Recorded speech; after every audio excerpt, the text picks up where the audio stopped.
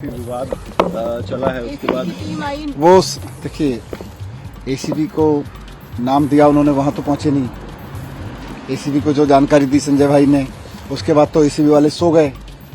उससे पहले अरविंद जी के घर आ गए, तो सबको पता है कि उसका पॉलिटिकल मोटिव क्या है।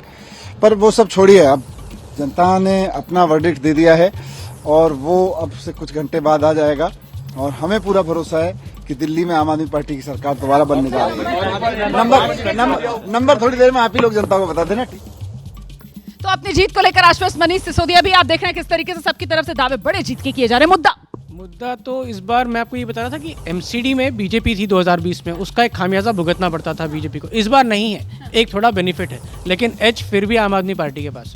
फिर भी आम आदमी पार्टी के पास एज, बार बार इस बात को दोहरा रहे हैं प्रफुल्ल। मदन जी, आप भी इसी पर सहमत हैं? मैडम, मुझे लगता है जो इस बार का जो मुद्दा है वो फ्रीबीज, वुमेन जो है वो बहुत बड़ा फैक्टर होगा, और झुग्गी। इसके अलावा अगर आप मिडिल क्लास कहाँ गया? मिडिल क्लास भी है मैम, लेकिन मिडिल क्लास जो है वो लगभग 30% के आसपास है, जो लोकसभा में बीजेपी को करती है और जो है विधानसभा में आम आदमी पार्टी को अभी तक करती थी। लेकिन इस बार मुझे लगता है जो मिडिल क्लास का थोड़ा सा वोट जो है वो बीजेपी की तरफ जा सकता है। और यही तो महत्वपूर्ण रह सकता है ना। देखिए, मिडिल क्लास दिल्ली के अंदर 67% आबादी जो है वो मिडिल क्लास में आती है, और इस बीच ये नंबर किस अंदाज में पहुंचेगा दिल्ली का कैनॉट प्लेस वाला इलाका। और देखिए किस तरीके से अब रुझान जो है वो 8 मिनट से भी कम का वक्त बाकी रह गया है जब पहला रुझान आपके सामने होगा। 7:18, 17 मिनट। मुद्दा कौन सा चला प्रोफेसर? मुझे तो बस एक ही चीज़ नजर आ रहा है, क्योंकि ये इस चुनाव में केजरीवाल ने खुद ही एक रेफरेंडम कहा है कि क्या मैं भ्रष्टाचारी हूँ या नहीं हूँ, तो रिजल्ट आते ही पता चल जाए। केजरीवाल ने अपने इर्द गिर्द समेट लिया ये चुनाव। मुद्दा क्या? केजरीवाल ही मुद्दा क्या? देखिए रोमाना, मुद्दा जो है जो आम आदमी पार्टी जीतती आई वो फ्रीबीज पे जीतती आई थी, लेकिन इस बार बीजेपी ने साफ कर दिया कि फ्रीबीज जारी रहेगी, जो आम आदमी पार्टी की पॉलिसी है। और इसके साथ साथ जो दिल्ली वाले हैं उन्होंने देखा कि जो केंद्र की सरकार है उनका जो पॉलिसी है, इंफ्रास्ट्रक्चर पॉलिसी है, आप देखेंगे गंदगी पूरी है पूरी दिल्ली में, इंफ्रास्ट्रक्चर सड़क नहीं है, तो वो डेवलपमेंट का जो मॉडल है वो दिल्ली वाले जो है फॉलो करने जा रहे हैं। ऐसे में बीजेपी को फ्रीबीज प्लस डेवलपमेंट दोनों का फायदा होगा। ठीक है, मुद्दे पर भी और साथ ही साथ वो जो अंदाज नजर आ रहा था, एक तरफ मनीष सिसोदिया को हमने देखा, दिखाती जरा तस्वीरें, दूसरी तरफ हमने प्रवेश वर्मा को देखा, दोनों की बॉडी लैंग्वेज कुछ कह पा रही है। देखिए, मनीष सिसोदिया पहले से सशंकित है और एग्जिट पोल ने तो उनके शंका को काफ़ी आगे तक बढ़ाया है। लेकिन ये चुनाव है, आंकड़ों पे, नतीजे पे डिपेंड करता है। लेकिन इतना जरूर है कि जो चीज़ें दिख रही हैं और अभी तक जो समझ में आ रहा है, जिस तरीके से भारतीय जनता पार्टी ने अलग अलग तरीके से लोगों को साधने की कोशिश किया हो, चाहे बजट से हो या अपने घोषणा पत्र से हो, तो इस बार मुझे लगता है कि एज भारतीय जनता पार्टी को है और अरविंद केजरीवाल के लिए। बस नंबर के लिए मैं आ रही हूँ, लेकिन उससे पहले बॉडी लैंग्वेज क्या कह रही है? देखिए, बॉडी लैंग्वेज तो यही कह रही है कि कहीं ना कहीं इस बात का एहसास आम आदमी पार्टी को हो रहा है कि इस बार रास्ता बहुत कठिन है। बीजेपी ने बहुत टफ कंपटीशन दिया। रोमाना, आप मुद्दों की बात कर रही थी। मुद्दा था शीश महल, मुद्दा था लिकर स्कैम, मुद्दा था कांग्रेस का चुनाव लड़ना, 240 भाजपा के सांसदों को फील्ड में उतार देना, नाराजों को मनाना, बजट बहुत मुझे लगता है मिडिल क्लास को जो दिया गया है जिस तरह से तोहफा फाइनेंस मिनिस्टर की तरफ से, ये सारे मुद्दे थे। जो क्या मुद्दा बीजेपी की साख का सवाल था? नहीं, देखिए ये जो है मुद्दा केवल बीजेपी के साख का सवाल नहीं था। ये ओवरऑल दिल्ली को एक विकसित दिल्ली बनाने का मुद्दा था। और भारतीय जनता पार्टी ने बिल्कुल चारों तरफ से अरविंद केजरीवाल जी ने जिन जिन मुद्दों पर अपनी राजनीति की थी उनसे आगे बढ़कर जनता को ये दिखाने की कोशिश की कि यहाँ तो वादा किया गया उसको पूरा नहीं किया। मतलब आम आदमी पार्टी आप कह रहे हैं डाल रही, तो बीजेपी ने इस बार विधानसभा चुनाव में पात वाला खेल बनाया और चक्रव्यूह में फंसा दिया आम आदमी पार्टी को। ऐसे में नंबर गेम। और अब बारी जरा नंबर की है, जल्दी से विजय जी, क्योंकि 5 मिनट से भी अब कम का वक्त बाकी रहने वाला है पहला रुझान आने में। नंबर किसको कितने? आकाशवाणी।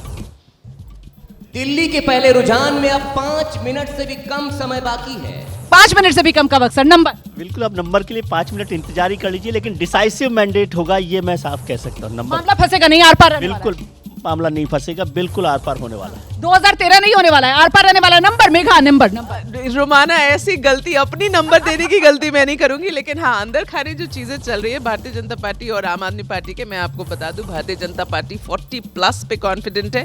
आम आदमी पार्टी सच में कहूँ तो 32 पर कॉन्फिडेंट है। मगर आप इन दोनों को जोड़ भी लो तो भी 72 हो जाता है, जो कि ज्यादा है। तो किसको कम और किसका ज्यादा होने वाला है, ये चीजें अंदर चल रही है जो मैं आपको बता रही हूँ। मामला इतना फंसा हुआ है क्या कि कोई नंबर देने को राजी नहीं? रखी नंबर जनता देगी। जनता पूरी तैयार है नंबर देने के लिए, और वो सही नंबर देगी। और जैसा मैंने बार बार कहा, अपने विजडम के साथ देगी। और एक और बात, अरे हमेशा तो फ्राइडे को ब्लॉकबस्टर होता है, रिलीज इस बार शनिवार को होने वाला। हाँ, पॉलिटिकल ब्लॉकबस्टर है ना ये, फिल्मी ब्लॉकबस्टर होता तो फ्राइडे होता, लेकिन आज पॉलिटिकल ब्लॉकबस्टर। नंबर नहीं है, क्लोज फाइट है, कई जगहों पे बहुत टाइट मामला रहेगा, जीत का मार्जिन बहुत कम रह सकता है। तो अब देखना यही है कि आखिर में क्या होता है। टेम्पल रन चल ही रहा है, हम उसकी तस्वीरें देख भी रहे हैं। टेम्पल रन चल रहा है, ये बहुत बढ़िया बात आपने कही। तो मतलब बीत गए वो जमाने जब 67 और 62 की बाहर आया करती थी, अब की बार नंबर क्या रहने वाला है? मैडम डिसाइसिव मैंडेट होगा और मुझे लगता है आम आदमी पार्टी को एज है। नंबर नहीं बता पा रहे हैं आप भी? नंबर एडवांटेज एज सब दे रहे हैं आम आदमी पार्टी को, नंबर क्यों नहीं मदन जी? नंबर मैम जो अभी इलेक्शन के रिजल्ट आने वाले हैं 5 मिनट में पता चल जाएगा। नंबर का कॉन्फिडेंस नहीं आ पा रहा है किसी में, क्यों? वो किसी ने वो उत्तर पुस्तिका देखी नहीं है ना तो नंबर कैसे दिया जाएगा, पर मुझे लग रहा है कि मैंडेट डिसाइसिव ही होगा। मैंडेट डिसाइसिव होगा, त्रिकोणीय नहीं बन पाई लड़ाई, नंबर आप दे पाएंगे? नहीं, त्रिकोणीय बिल्कुल नहीं, कांटे की टक्कर है बीजेपी में और आम आदमी पार्टी में, और बीजेपी को एज रहेगा, फायदा मिलेगा, ये आप मान के चलिए। नहीं, अगर आर पार की लड़ाई है फिर तो एकदम से सुनामी आनी चाहिए ना, वोटों की सीटों की, वो नहीं आने वाली है। नहीं, उस तरह के मुझे नहीं दिख रहा, इसलिए मैंने बताया कि 8% जो हमने अपने एग्जिट पोल में दिया, और मैंने तो आंकड़े भी दे दिए कि 35 से 40 के बीच में भारतीय जनता पार्टी रहेगी। तो मेरे आंकड़े में वो बदलाव अभी तक नहीं आएगा, कुछ आ जाएगा 1 घंटे बाद, तो फिर कुछ और सफाई लेकर आऊंगा। देखिए, इतना बड़ा एक्सपर्ट पैनल और उसमें एक मनोज जी हैं अपने, जो सबसे दिलेरी के साथ नंबर को लेकर अनुमान जता रहे हैं। सर एक बार फिर से बीजेपी के लिए नंबर और आपके लिए नंबर। मैंने बोला कि 35 से 40 का अनुमान है। हाँ। और जब तक कांग्रेस को 8% सुपर वोट नहीं आएगा तो सुनामी नहीं दिख रहा है। दोनों में काफी टक्कर है, और जब टक्कर होता है और इतने बड़े चेहरे दाव पे लगे हो तो ये एक तरह से एक फाइनल फिगर देना बेहतर वो कठिन होता है, लेकिन 35 से 40 के बीच में मैं टिका हुआ हूँ। आशीष नंबर?